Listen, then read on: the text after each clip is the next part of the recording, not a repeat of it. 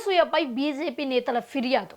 జై శ్రీరామ్ వ్యాఖ్యలపై ఒక పెద్ద రచ్చ నడుస్తోంది. ఇప్పుడు బోరబండ పోలీస్ స్టేషన్లో అనసూయపై బీజేపీ నేతలు ఫిర్యాదు చేశారు, కేసు నమోదు చేశారు. తిన మాటల వల్ల మా హిందువుల మనోభావాలు దెబ్బతింటున్నాయి అని చెప్పారు.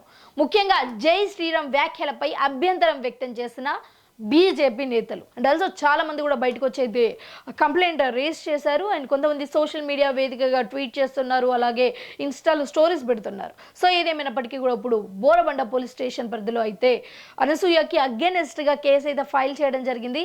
ఇక మతపరమైన మనోభావాలు దెబ్బతీశారు అంటూ ఆరోపణలు కూడా చేయడం జరిగింది.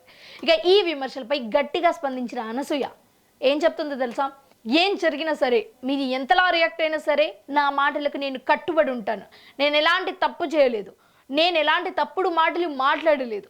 నేను జై శ్రీరామ్ అనే ముసుగులో ఎవరైతే తప్పులు చేస్తున్నారో, ఎవరైతే అసాల్టర్స్ ఉన్నారో, ఎవరైతే అక్రమాలకు పాల్పడుతున్నారో వాళ్ళని మాత్రమే అన్నారు. జై శ్రీరామ్ అనే వ్యాఖ్యలు చేసే వాళ్ళందరూ అసాల్టర్స్ అంటే ముందు పేరులో నేనే ఉంటాను. అలాంటిది ఎందుకు నేను అంటాను?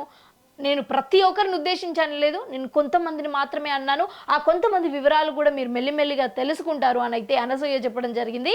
బట్ దీనికి అగెనిస్ట్గా అయితే చాలా మంది అయితే ఫైట్ చేస్తున్నారు.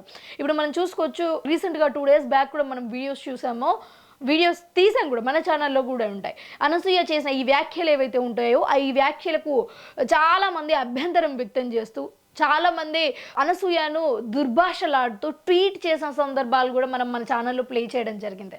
ముఖ్యంగా అనసూయ మాటలు హద్దులో పెట్టుకోవాలి, మాట్లాడేటప్పుడు సోషల్ మీడియా వేదికగా మాట్లాడేటప్పుడు నోరు కంట్రోల్లో ఉండాలి అని చాలామంది చెప్పారు. అలాగే జై శ్రీరామ్ అనే పదమే నువ్వు వాడకూడదు అని ఇటుకెళ్ళి కొంతమంది నెటిజన్లు చెప్తుంటే, అనసూయ మాత్రం అసలు నేను ఎందుకు ఇలా వాడకూడదు, నేను మాట్లాడిన ప్రతి మాట కూడా నేను క్లియర్గా చాలా నిజాయితీగా తప్పుగా మాట్లాడలేదు అని చెప్తుంది.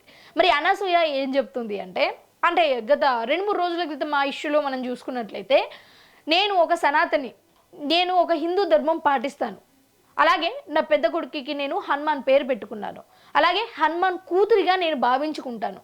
అలాంటిది మీరు నన్ను ఎలా అంటారు? నేను కూడా సనాతన ధర్మాన్ని నమ్ముతాను, బట్ నేను న్యాయం వైపు నిలబడతాను.